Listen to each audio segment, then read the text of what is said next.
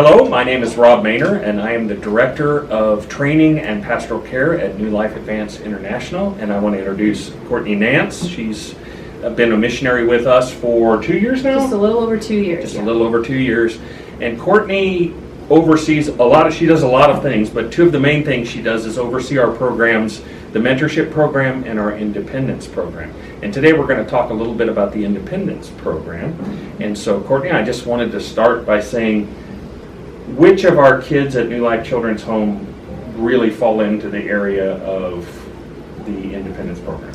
Yeah, so our independence program is geared towards our kids who are over the age of 18. Once they graduate out of being under kind of the government's care and all of that and the care legally of the home, then they come into the independence program and they stay in the program until they're ready to leave the home and live independently on their own. Does that program reach down into ages younger than that, and if so, how?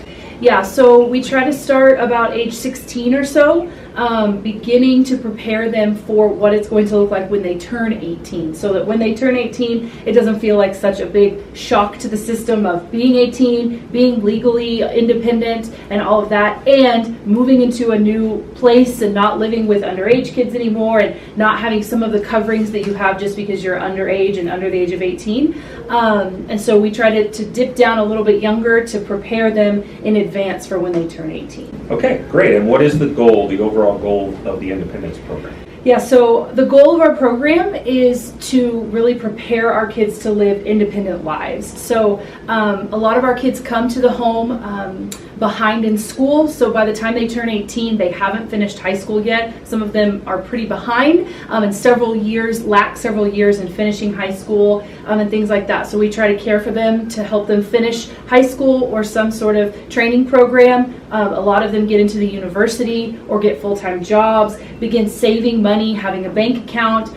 Some have gotten their driver's license, learning how to do things like ride the city bus. Bus riding is a very, very normal, common way of getting around here, knowing how to do that, and just really how to begin to maintain their own lives, how to cook, how to maintain their own cleaning schedule among roommates and things like that, so that when the time comes for them to branch out on their own, once again, it doesn't feel like such a huge shock that someone's been doing everything for me and covering all of my expenses and all of my life decisions up until the time I'm 22, 23, 24 years old, and then I have to do all that at one time on my own. So the government entity, which is kind of like Child Protective Services, CNA it's called, they say at 18 kids are no longer really our responsibility, even though they still are, but legally not so.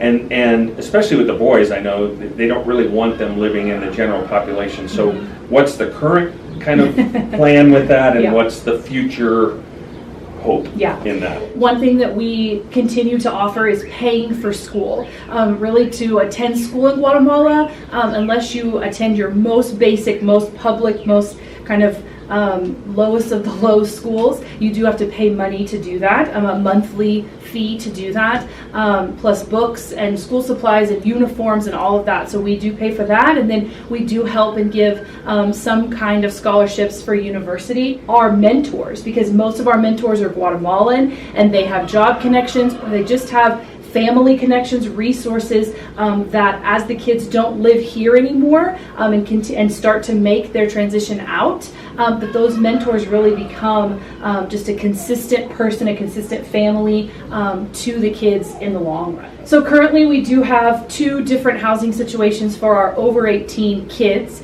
If you've been to the home in the past, then you know that we have a side of one side of the road is the school and one is the home, and then over on the school side of the home we do have a house, and right now it houses 3 of our over 18 boys. There's 2 19-year-olds and a 21-year-old, and then in November we'll have another 18-year-old boy, and so they currently live in that house, and they maintain that house. They do their own cooking, we do shopping every week, things like that. And then the girls live in an apartment on campus, in one of the apartments that was set up originally for missionaries, came available, and so we made that a girls' housing for over 18 girls. Not all of them live in that house because we have too many of them to fit in that apartment, But really our hope and goal, what we're kind of dreaming for, planning for, putting pen to paper right now, is what it would look like for us to have some outside housing that is sponsored by NLCH, that is still overseen by NLCH, that would kind of be stepping stones towards independence. So that the day they turn 18, they don't move out into the world,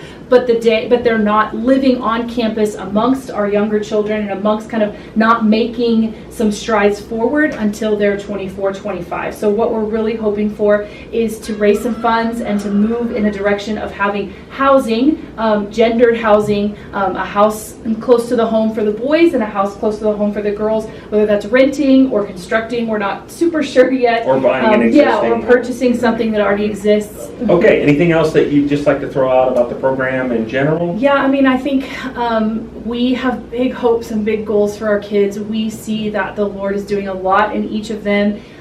So things are happening, things are moving, but we could definitely use your support, your prayers, and your financial support as well, if that's something you feel called to. Yeah. All right. Thank you, Courtney. Thank you. And thank you all.